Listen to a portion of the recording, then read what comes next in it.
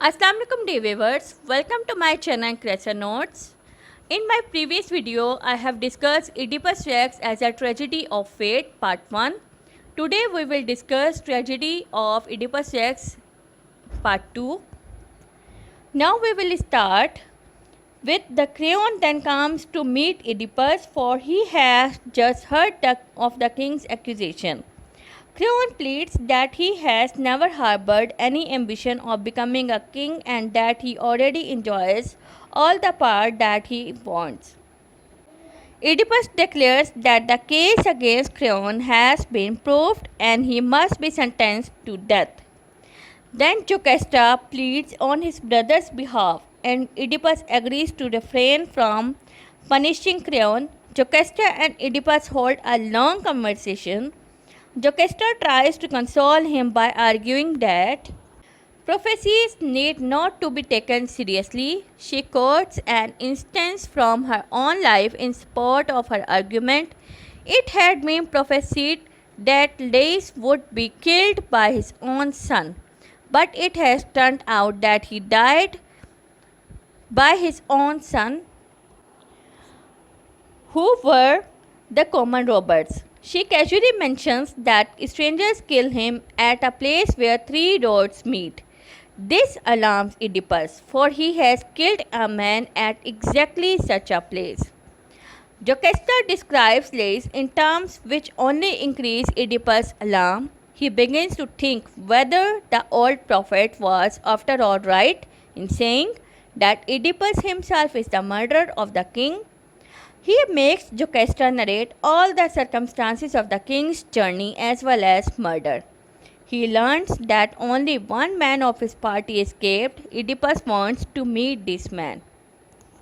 The survivor, who had left the city immediately after the assumption of the kingdom by Oedipus, is sent for. He is now working as a shepherd. However, there is another shepherd, a messenger from Corinth, brings the message that Polybus, the king of Corinth, has passed away. Oedipus expresses relief that one particular of the oracle's prophecy about him that he would murder his own father has finally proved untrue. For Polybus has died a natural death. However, this is still one danger which would prevent his return to Corinth. So long as his mother is alive, the second part of the prophecy that he would marry his own mother still remains to be dread.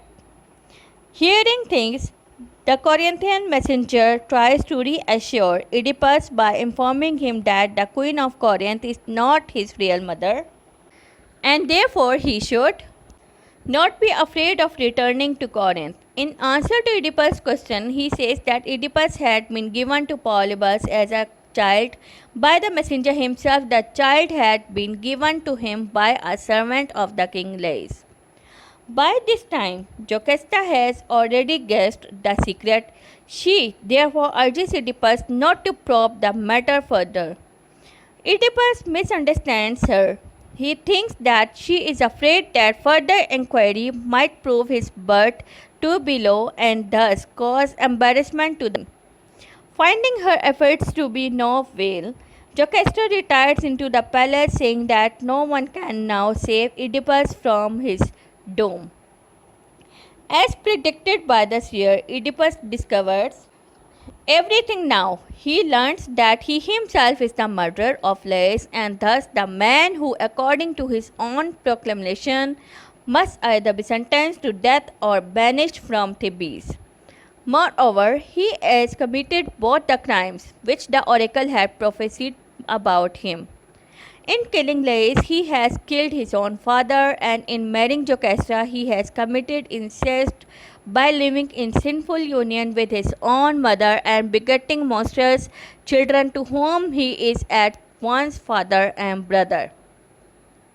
In rage, he runs into the palace in search of Jocasta with a sword in hand. He reached her chamber but found the door closed. He broke into the room only to find that Jocasta has committed suicide by hanging herself. Maddened by grief and rage, Oedipus took out one of Jocasta's brooches and with it repeatedly struck at his eyes and thus blinded himself. This fulfilled another of the prophecies made by Tiresias. When Oedipus enters the stage, his position has been completely reversed. He expresses his grief over his sad misfortune again and again. He requests Creon to bring his children there so that he may take leave of them. Oedipus pleads that it was according to the prophecy of the oracle that he, the murderer of Lais and the cause of the Theban plague, should be banished from Thebes, but Creon remains firm. The play closes with the words of the chorus that no one should consider himself to be happy until he has ended his life and passed safely into the grave.